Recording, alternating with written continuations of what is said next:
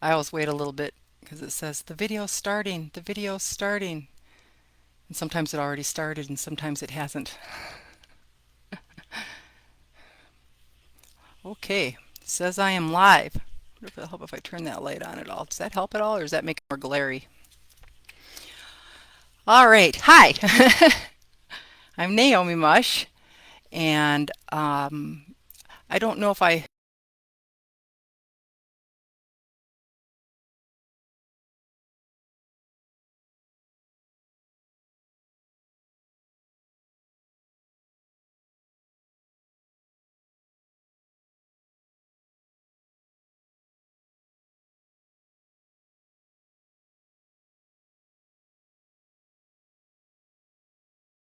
get all bulgy, but I got to have my cheaters.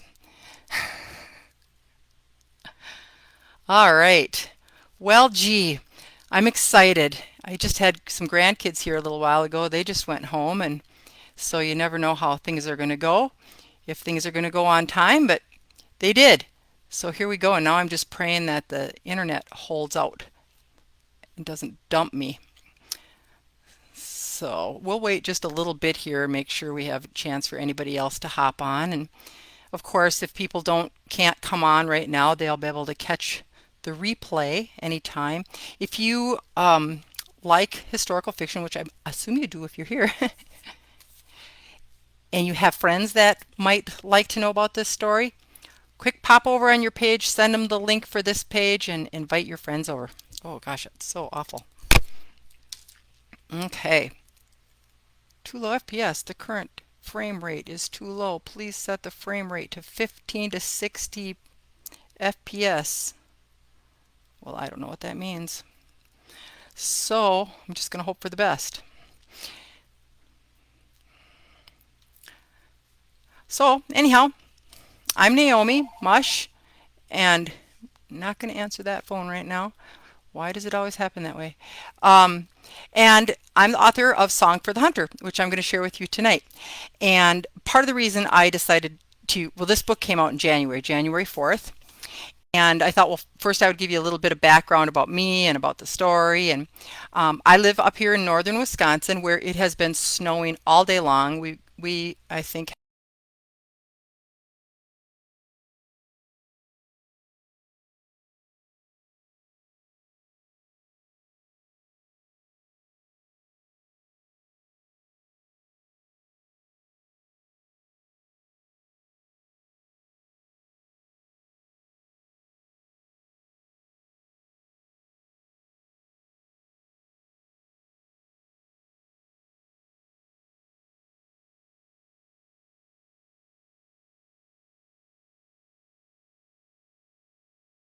happen when I decide to not pay attention. Oh, yeah, it says, yeah, Mary, yeah, I'm more blurry. There's something about the time frame rate, and I don't know what that means. Um, I'll just keep going and hope for the best. So, anyway, Song for the Hunter. Song for the Hunter is a sequel to my 2018 novel, Mist or the Voyager. And I know that, like, maybe you haven't all read Mist or the Voyager. So when I read tonight, there are going to be, if you haven't read the first book, you'll hear a couple of spoilers. Nothing terrible or anything like that, but I would encourage you to go back and read the first book. And it's both of these books are on Kindle Unlimited also, so if that helps any of you. So this story is a sequel to that. And when I first wrote Mr. the Voyager, I wasn't sure that I was going to write a sequel. Um, but as I got closer toward the end, and then as readers started reading it for me, I started being asked the question if I was going to write a sequel. And I had along the way I had met a character in that book that I really liked. His name was Bamidi, and I was thinking, man, he really needs his own story. He really I want to know what happens to him from here. And so I knew right away that I would like to tell Bamidi's story.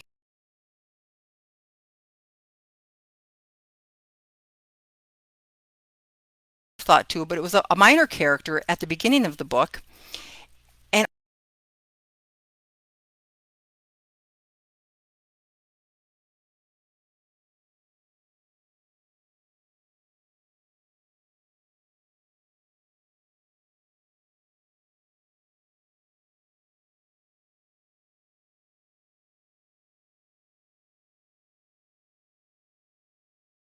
So as I started to say, I live in northern Wisconsin. I've been married to my husband Jeff for 42, almost 42 years, and we have 5 adult children and we have 18 grandchildren. They're so cute. And most of them live around here. One of my sons lives in another state, but mostly they're around here. And I think what I'll do as get ready to read here is first I'm going to read to you a couple of the endorsements up front, and I'm hoping to get through 2 chapters. We'll see how it goes. All right, are you ready? Song for the Hunter. This first one just gave me the tickles. Uh, a few pages into Song for the Hunter. This is from Lori Benton, and I don't know if you are a Lori Benton fan, but I am. Naomi Mush earned a spot on my list of favorite Christian historical fiction authors.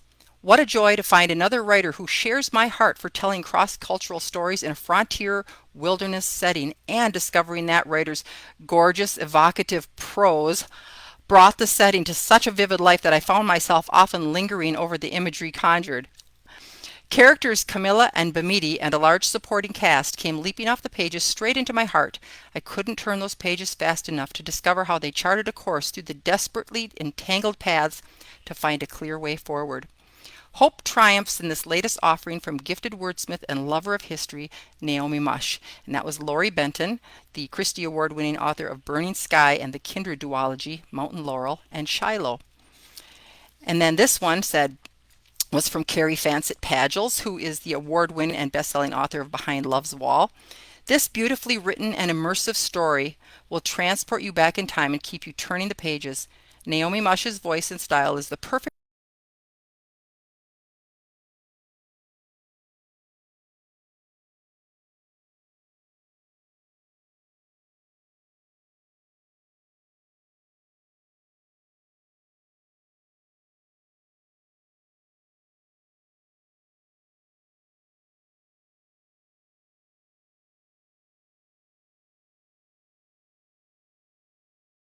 evil man sends ripples across the waters that will touch the hearts of many.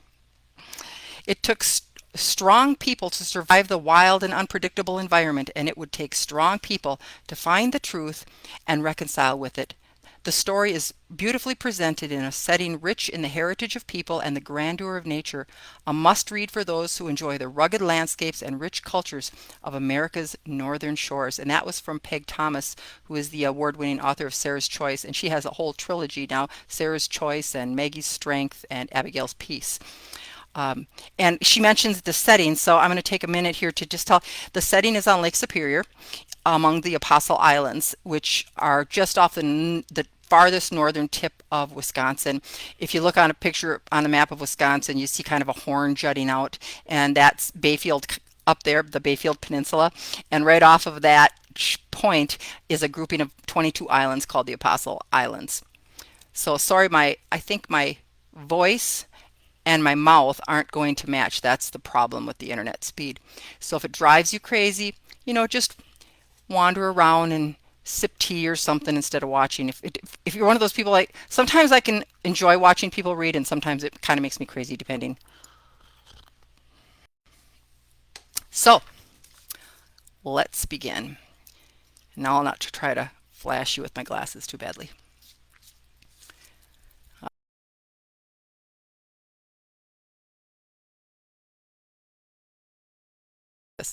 Which, when it's from Camilla's point of view,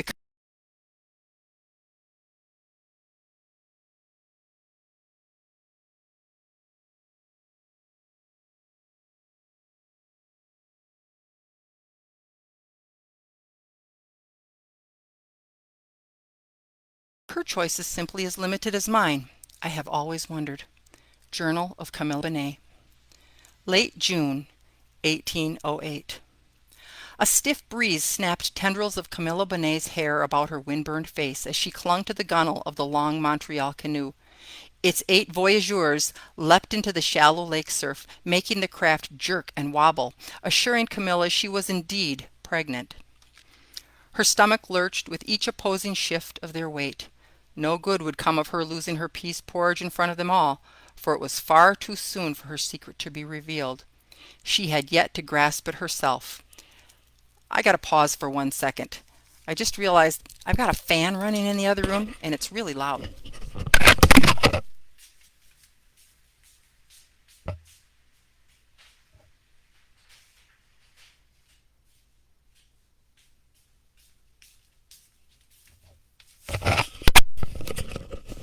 A little less interference there. Sorry about that. Climbing to the wharf, factoring his own weight into the upset, Camilla's husband Ambrose turned and reached for her. Steady now. She offered him a weak smile as she slipped her hand in his and rose to unsteady feet. Swallowing down a sour knot, she lifted the edges of her skirts and stepped onto the long pier. She eased out a breath and smoothed the hair from her face to better study the gentle slope of Madeline Island, christened after the trader's wife said to be an Ojibwe princess. Dark-haired children ran chattering along the waterfront, evidence of a village nearby. Porters moved around her as they unloaded bundles of trade goods from the 4 30-foot canoes and carried them ashore. They marched in a line past remnants of an old fort toward the trading post. Camilla turned about and shielded her eyes against the brilliance of the afternoon sun to peer toward the mainland across the bay. The natives and voyageurs called it Wisconsin. Perhaps a league distance,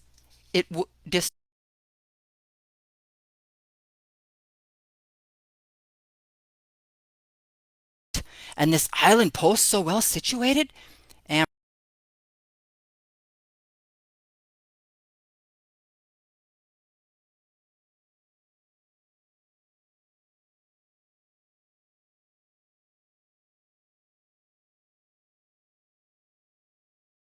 Hoisting the filthy hem of her gown again, she trudged behind Ambrose up the beach toward the giant swaying firs, slowly gaining her land legs as she left Lac Superieur Bay behind. Oh, to only get out of this dreadful sun and lay her pounding head on a soft mattress should one be had. How very doubtful that was. La Pointe was a primitive outpost, though she'd been led to believe that Michael Cadeau, the trader in charge, had been well educated back in Montreal. Such remembrance gave her hope for some amenity.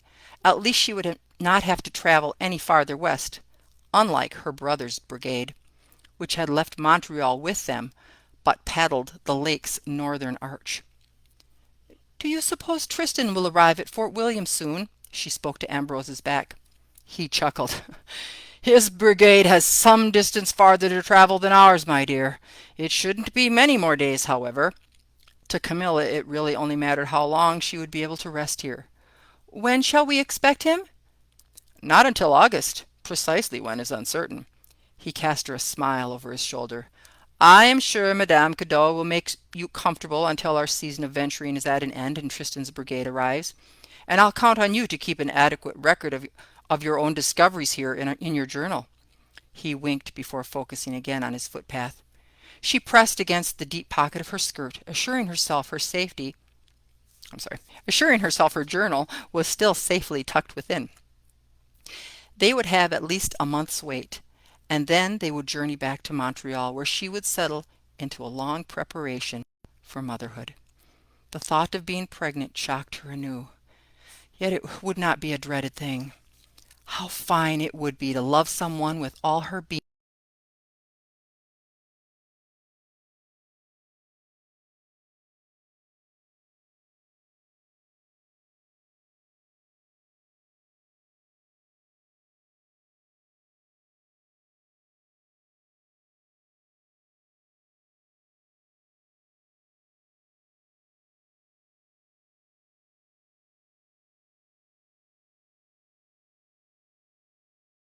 Father might have seen her married to someone much worse, like that crotchety old scut Monsieur McDaw.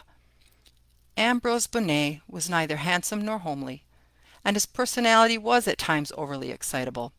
Still, he had been better than her other options with their fat wallets, wandering eyes, or aged disability her father had been considering for her.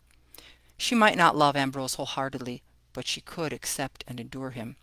She sensed in him the making of a better father than her own had been. Then perhaps it was wishful thinking, and only time would tell, for with Ambrose's rise in her father's company, might not he yield to his father-in-law's influences in ways that stretched beyond business? Oh, please God, he would not. They passed the place of the old fort, which must have been a pivotal situation along Lake Superior's southern shore during the wars. Madeline Island was the largest of a collection of islands called the Apostles, though the voyageurs said there were 22 rather than 12. "Come, my darling." Ambrose paused to wait for her as the boy scampered off. "I will inquire as to whether Monsieur and Madame Cadeau have a room waiting for us." Such an exhilarating thought. A room, 4 square walls, no more nights on a bed of cedar boughs with only a tarp or canoe over their heads. At least not until the return voyage home. No matter that the trader's house would likely be rustic and probably smelling of seasoning hides, it was a room. Camilla quickened her pace behind him. He directed her attention to a sprawling oak standing nearby like a sentinel. "Perhaps you wish to wait in the shade with your trunk while I greet Gishy Machine at the storehouse." He smiled proudly at his use of the native's name for Michael Cadeau. Great Michael, indeed. A sigh escaped her.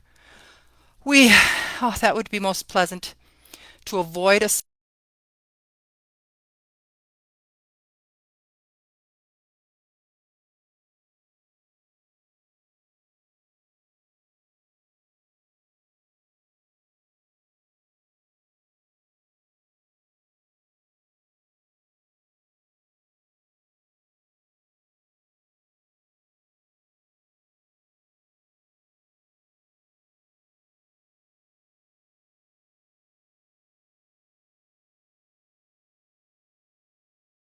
place. And there's the storehouse." He nodded toward another building constructed of squared logs joined in dovetail fashion at the corners.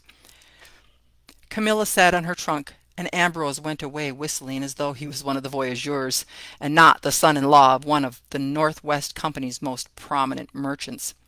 Had he been more like Tristan, he would puff out his chest and take great advantage of his position as James Clairbeau's agent and favored son-in-law. He would enlist servants to carry his bundles to and from the store, and he would esteem himself as a man to be catered to. Tristan would find means to please himself in every possible way during his venture. His self-centered nature would not be so easily appeased as Ambrose's boyish delight. Camilla leaned her back against the bark of the broad oak, thankful her father had assigned Ambrose to a separate brigade and different route than Tristan, at least for now. Marriage to Ambrose had freed her from her father's scrutinizing oversight, though not as far as she would have liked. Yet for this reason, and with Tristan elsewhere, there was distance enough. She closed her eyes and inhaled the scent of pine on the fresh lake air. The crowded streets of Montreal, replete with the stink of its waste, was a distant memory. Here freedom seemed possible, if only temporary. If she could prevent Ambrose from knowing she was pregnant until the time came for their return, she might almost feel as if the constraints of her Montreal life didn't exist. On this island, she could hold her secret close while finding refuge from the July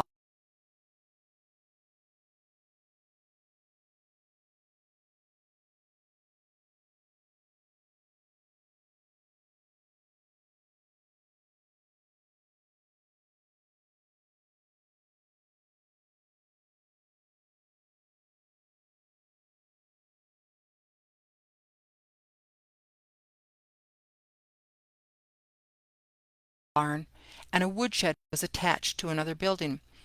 Tendrils of smoke carried on the breeze from cook fires somewhere beyond. Camilla brushed the dry beach sand from her slippers. Ambrose should return any moment. She glanced expectantly to the door of the storehouse, but the next figure to emerge was that of a native or possibly Métis man. His face lifted toward her, almost as though he were aware someone watched from across the compound, for his eyes immediately found hers and widened. His steps slowed, and Camilla realized she was staring. For one heart-stuttering moment she thought he might approach her. She jerked her gaze away as discomfort wormed through her. She had avoided these wilderness men when her husband wasn't present, the voyageurs, and especially the natives and Métis. Men of lower social rank were not like the bourgeoisie in Montreal, who flirted and bantered, but whom she knew how to easily dismiss. In this country they were unaccustomed to seeing a white woman, and her husband had warned her to be on her guard, for they would take their approaches to her more seriously and with greater curiosity. Who knew what dangerous thoughts lurked behind their dark countenances? She had enough experience of men to guess. In the moments she'd watched the stranger, however, she'd taken in his broad, bare shoulders and muscled torso. His hair was clubbed behind his head. He had a fine brow, and she stole another quick look. Penetrating eyes, watching her still, not turning away, but settling on her as he halted his pace toward the shore and stared at her outright. Camilla's breath caught high in her chest as she pulled.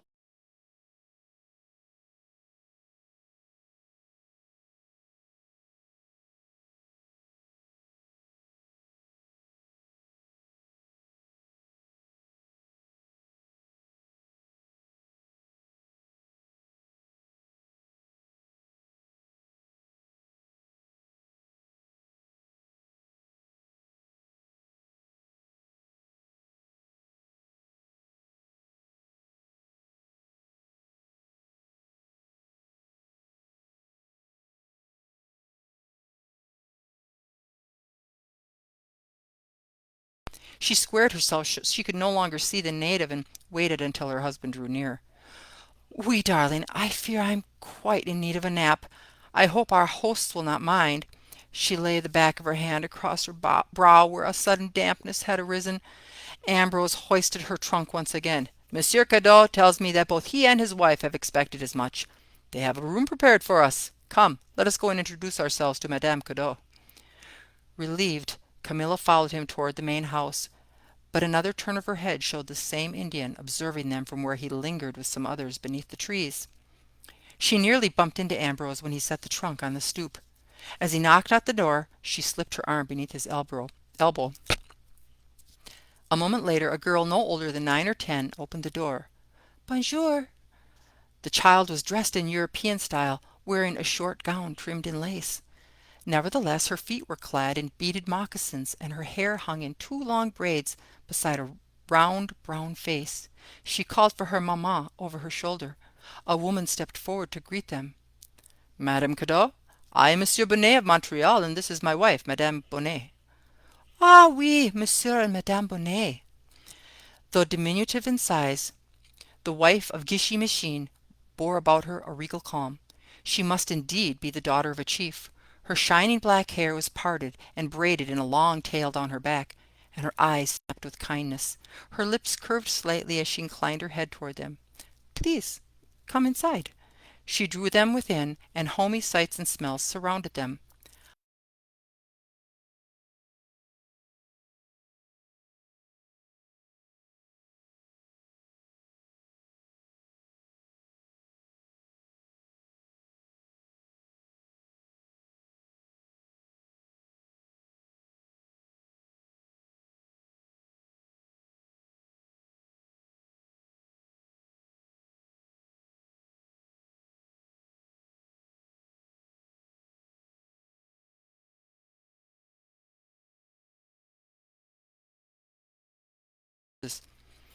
"We are most happy you have come.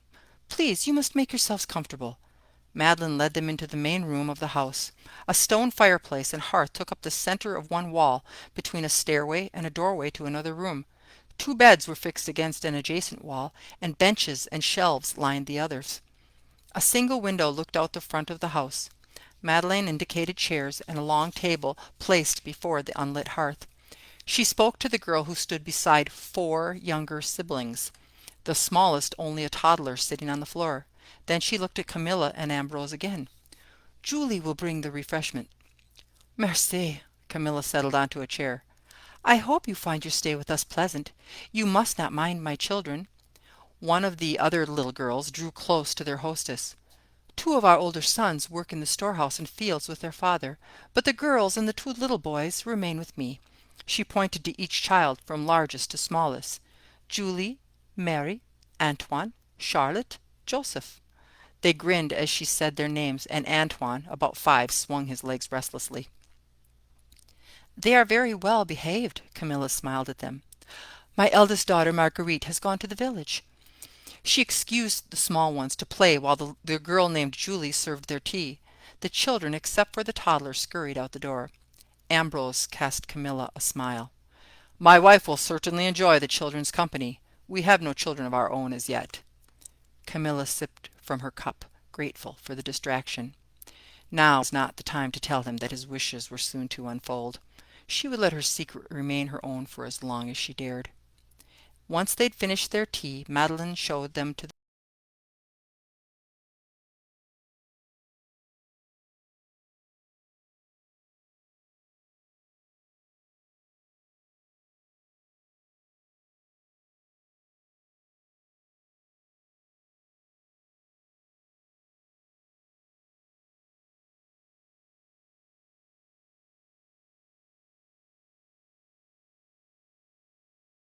trade blankets. Ambrose set Camilla's trunk at the foot of one of them. The chamber must belong to the older girls, but she would not ask where they would sleep now. "Thank you for allowing us a place in your home. My father, the great chief White Crane, taught us that it is good to show kindness to strangers, and it is the way of my husband in his business." She inclined her head. Yet another relief coursed through Camilla. "Madeline, I hope you will call me by my Christian name, Camilla." Madeline curtsied. "I will leave you to your rest. You will join us for dinner later?" "So we shall." Ambrose had already removed his hat, and now he bowed graciously. "Tell me," Camilla said, stopping her, "are all the people here so gracious and welcoming as you and your husband?" Madeline smiled. "There are many who come and go, so I cannot speak for each one, but here on the island our intention is to show hospitality to all." "And your children play in safety?" she asked, despite having seen them excused to do so. "Oui, Camilla. There is no one here to harm them. You must not worry." Did she read concern into Camilla's veiled questions, or perhaps they were not nearly so veiled? Madeline withdrew, and Camilla swept a glance over the spare room once more. Its only luxury was a writing desk that stood beneath a small window. She didn't want to offend her hostess, so she had not asked the real questions on her mind, whether or not she could trust everyone on this island. For all she knew, the man with the watchful eyes could be some relation to Madame Cadeau. She dared not offend her hostess.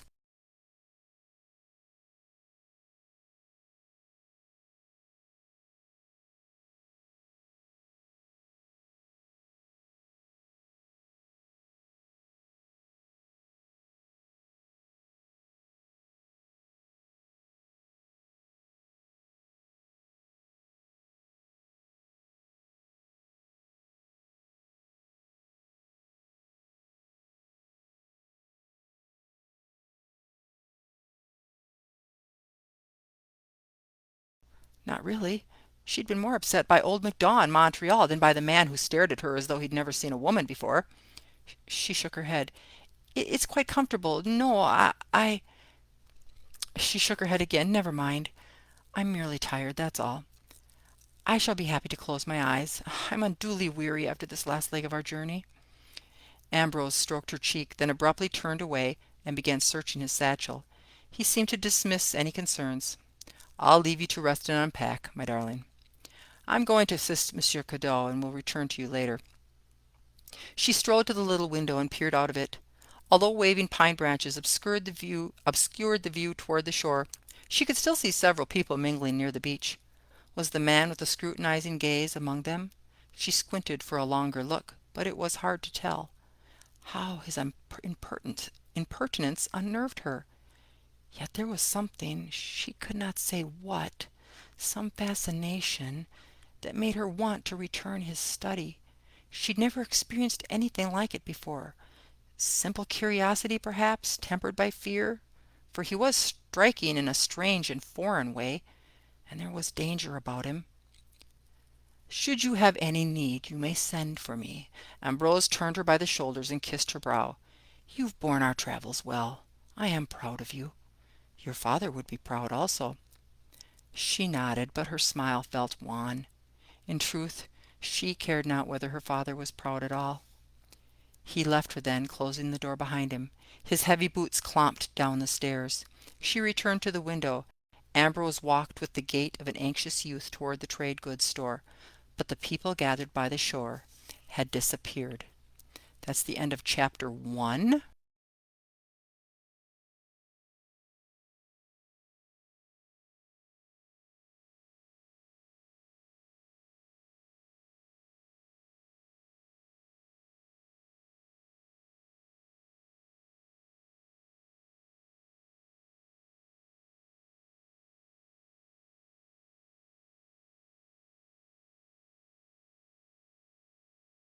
To do this, but they weren't open this time, and there was no place else that had Wi-Fi available without being in a really loud place.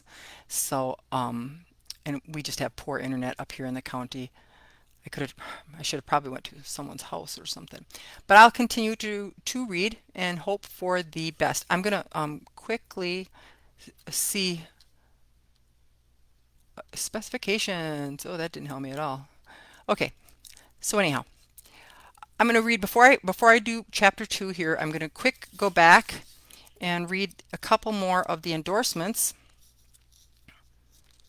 um, because I think it's important to mention these endorsers as well. They went out of their way to do this, and which was so kind.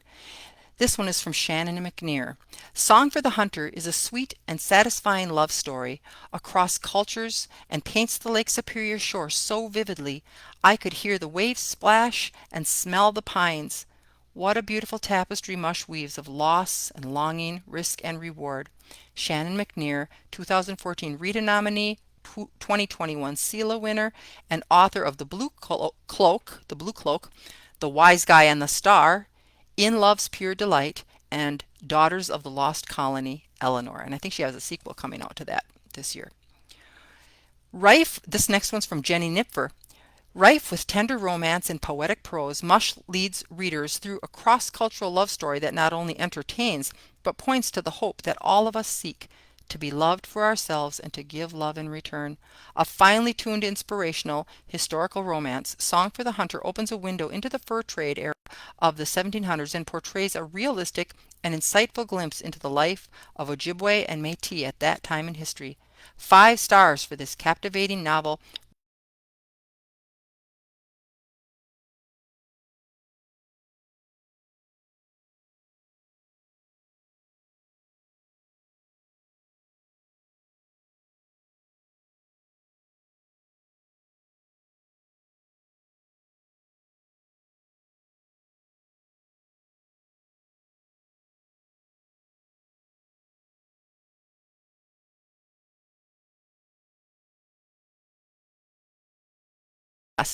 I'm trying to turn on extra lighting because maybe it helps. I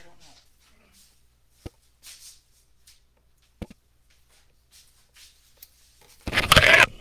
Maybe not. Maybe not. Maybe me. Okay. Chapter 2.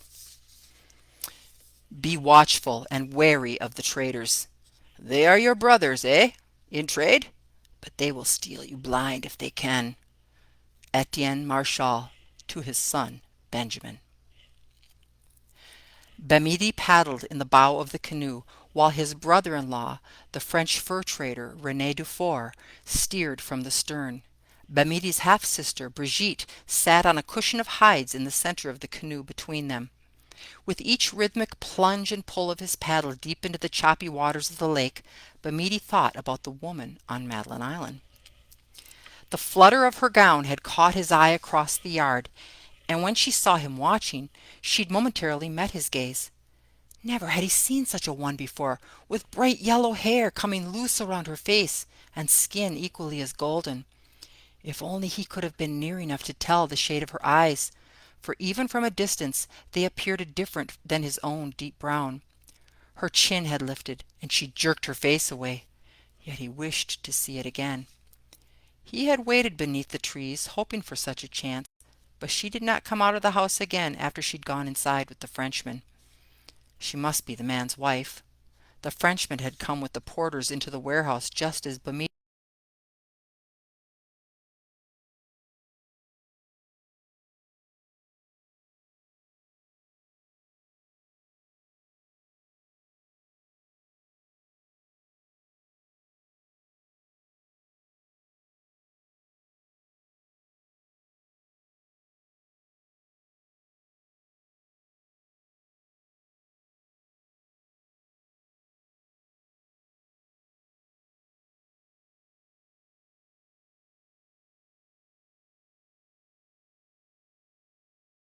the Wisconsin mainland, where their canoes skirted along a shore covered with thick green forests, formations of sandstone cliffs, and wave-carved sea caves.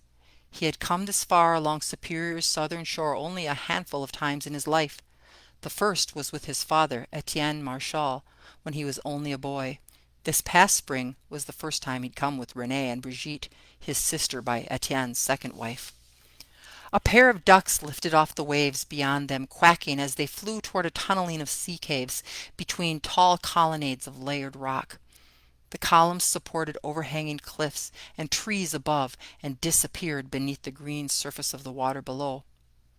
"You did not reach for your gun," Renee remarked, drawing him from his reverie. The ducks disappeared from sight. "We have meat enough. Those will nest, and next year will provide food for some other family, perhaps." Perhaps." A smile enriched Renee's voice. The day waned, and the yellow sun melted into the watery horizon. The lake had grown calm. "Are you comfortable, Brigitte?" Bemidi felt her slight shifting behind him. "I am barely pregnant. I suspect my discomfort will come later. I could paddle if you'd allow it." "Rest. We'll go on farther until darkness forbids it. Best we do our traveling in calm waters. If you grow too tired..."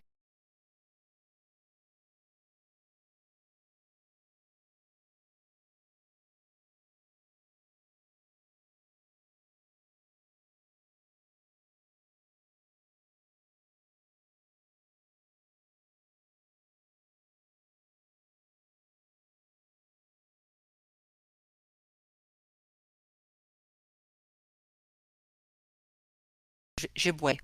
In a moment Renee joined him, and then Brigitte. "Will you play your flute tonight?" Brigitte asked when the song ended. He nodded. "If you wish it, I will play a lullaby for my niece or nephew." Oh, which way do I go here? Song for the hunter. "We, the babe will learn your voice, and your flute will and your flute, and will always know when they hear it you have come to play for them." "Until he plays for his own woman," Renee teased. Bemidi shrugged without answer, yet he smiled to himself. He looked forward to knowing this child his sister would bear. While no maiden had yet turned his head enough so that he might play his flute for her, he would play instead for this unborn one of Brigitte's, a girl, he hoped, like his lovely sister. This child would also be dark like her parents, for while he and Brigitte's mothers were both Ojibwe, Etienne Marchal had been swarthy as well, and so was Renee. There was no likelihood that any child of Brigitte's would be golden, like the woman he'd seen at the post today. Of that sort of French blood, none flowed in any of their veins. Twilight drifted down on them with a great purple blanket, and stars smattered the sky. At last Renee called for them to halt. They had paddled beyond the rocky shoreline and come abreast of clay hills and sandy beaches. They drew their canoe up gently onto the sand. Once the fire was lit and Brigitte had prepared rubabou for their cooking overnight, the couple settled down to sleep. Their voices soon drifted off to silence, but Bemidi unwrapped his flute, and as the fire's amber flames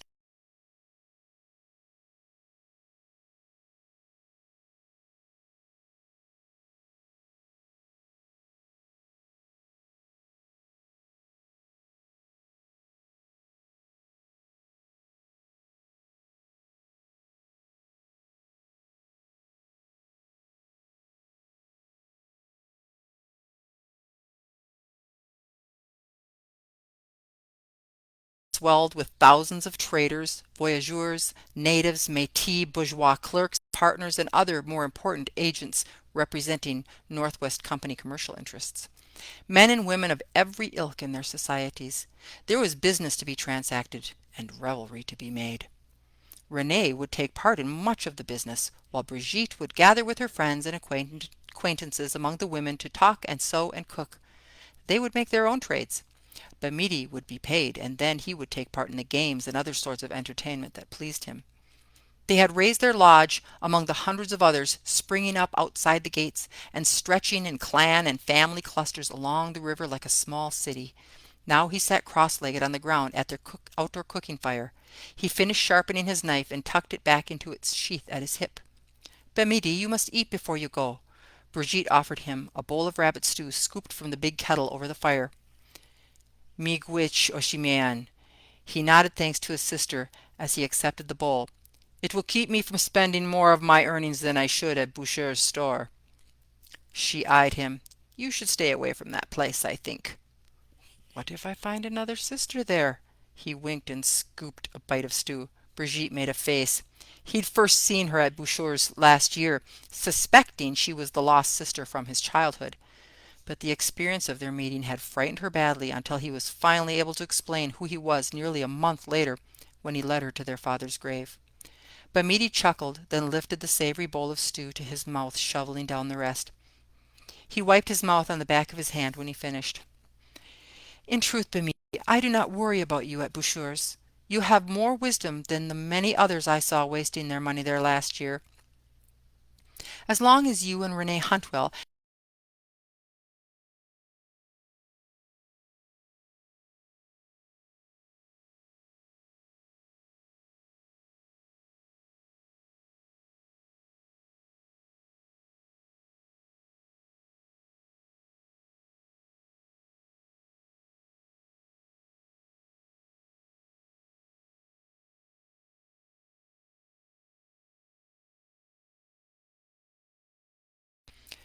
Bamidi gave her a farewell nod and moved off down the riverside through the encampment that stretched along its course outside the fort. He had gone inside the fort yesterday with Renee to trade their cache of furs, but for celebrations only the upper class and the bourgeois middle who had business to attend to were permitted entrance. Such an arrangement was fine with Bemidi. He had no reason to dwell among the Montrealers inside. He was a hunter and content in his role. Tomorrow he would attend a ceremony among the visiting tribes, and there he would be respected as one of them. Boucher's was crowded, as usual. Even before he stepped inside the door, sweet scents of tobacco and roasting meat assailed him, competing with the sharp smell of whiskey and the rancid sweat of men. Lights, heat, music, and laughter pervaded the space. Here and there a voice raised over some disagreement would settle again into murmurs of assent. Men cast dice and played cards, ate and swore. Some told tales larger than they dared, standing taller than their audiences and stretching out their arms. An occasional native girl passed among them, plying her own sort of trade.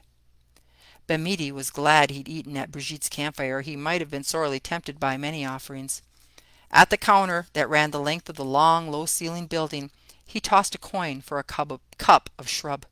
He accepted the drink with a nod and turned to study the gathering further. It was the same a year ago when Brigitte had come inside with the métis named Rupert, her brown eyes bright and nervous, her face flushed. His sister looked beautiful that night, but it was recognition that had swelled Bemidi's heart more than her lovely countenance. He had believed in an instant she was Martial's daughter, the one taken away from this place at only 6 summers old, to be reared and educated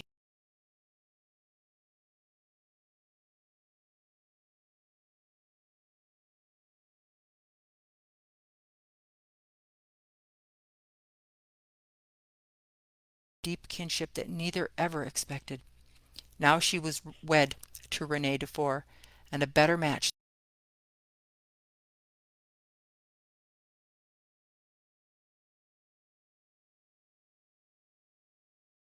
for different reasons. He took another sip, forcing the thought of such untouchable beauty away. Perhaps someday such a match as Brigitte and Rene's would happen for Bemidi. He was nearing an age where his friends were beginning to wonder what kept him from taking a woman. There were plenty of men years younger who already had a household filled with children. Yet Bemidi waited. For what or whom he had no answer.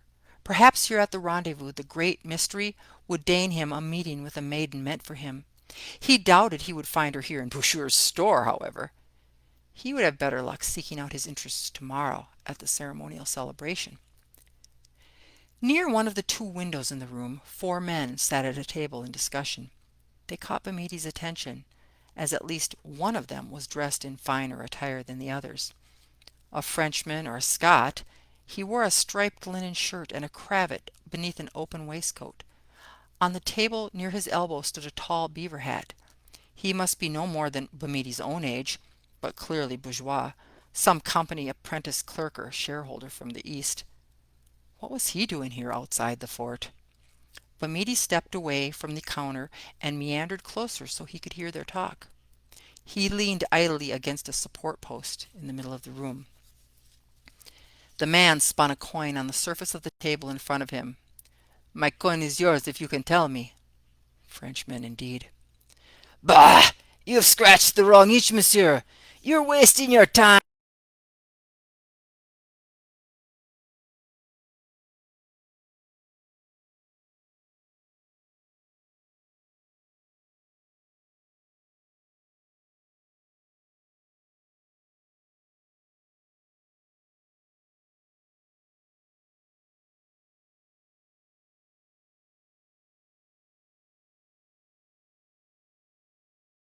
Pass his time. I will spend my money elsewhere then. Movement stirred at the table, and from the corner of his eye he saw the Frenchman rise. I need no one to do my wenching for me. I am certain I can find what I'm after. After all, aren't these savage females for the taking? The Frenchman eyed a serving girl carrying a tray of empty cups to the counter and ran his tongue over his lips. Coarse laughter followed as well as at least one gesture. Bamidi had heard enough. This man was only here to serve his appetites, the same as so many others. Being one of the bourgeois here in Bouchour's meant nothing more than that. He straightened away from the support pole, making to leave, but the Frenchman's voice reached him yet again. I am told that women will wash themselves and dress in their finest for their ceremony tomorrow.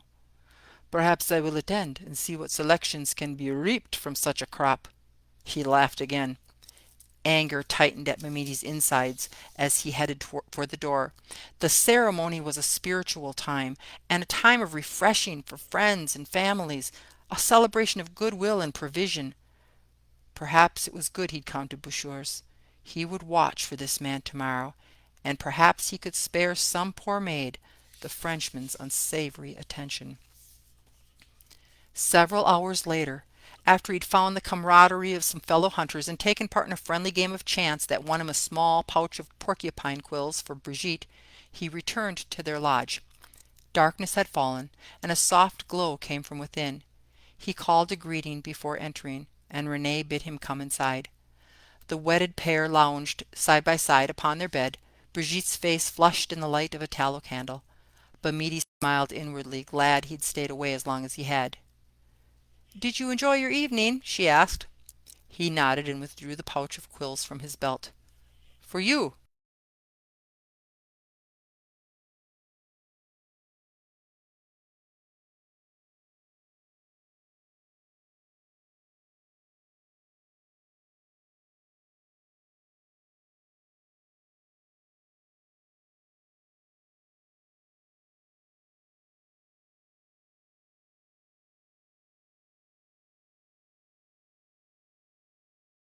Brigitte looked over her shoulder at Renee reclining on an elbow behind her. She leaned against him.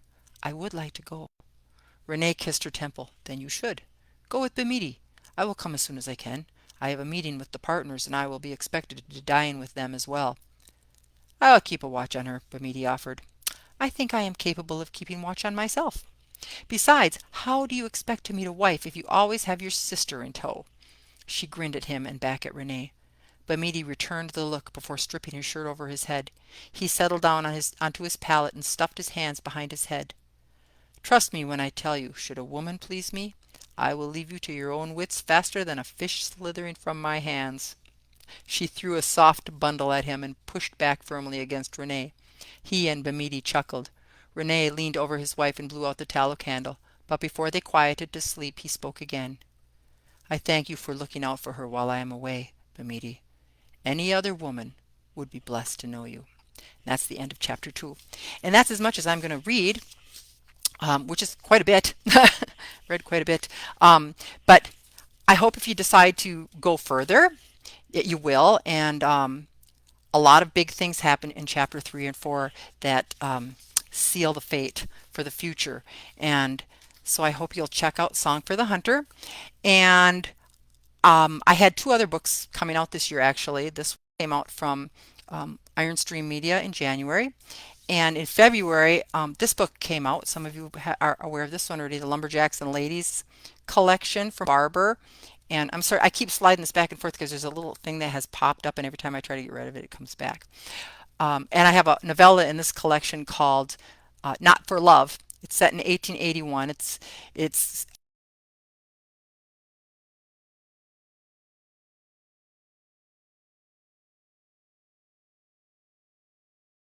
her letter is an unexpected surprise. Can she open her heart to love again? I've gotten some real good love on that novella so far in the reviews, and it's kind of a twist on the mail order bride story. It's a mail order husband kind of a story. So the other stories in here are really good too, and they're on audio too. So I hope you'll check those out. And then I have a book coming out in June from Barber, and it's part of the Heroines of World War II series that's been out. You probably have seen some of those around.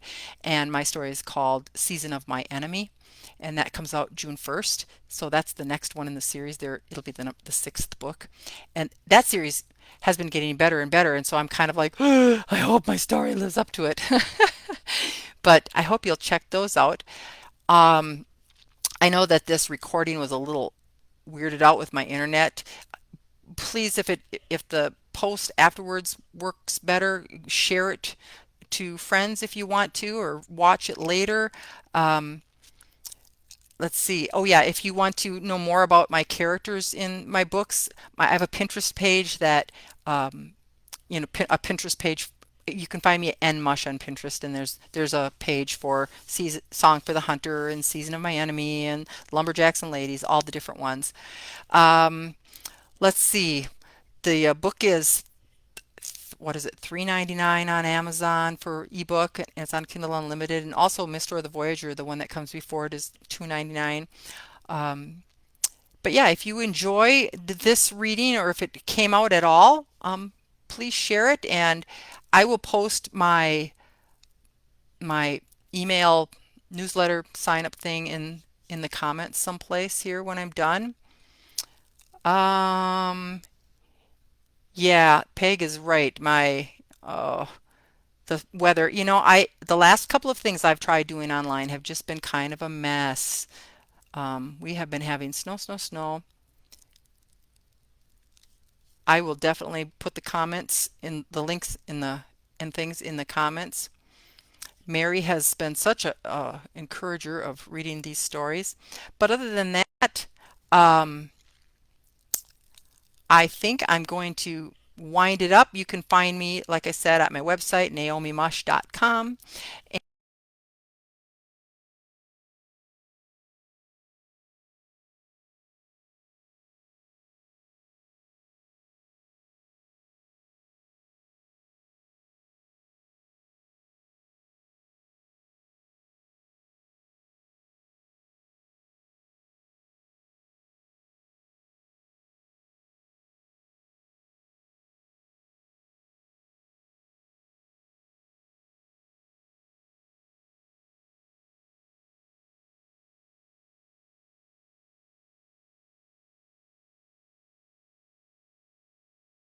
Tonight. So, anyway, thanks for letting me come and hang out with y'all. I appreciate it. Have a good night and have a good week. And I'm going to see if I can end this now. First, I'm going to. There we go.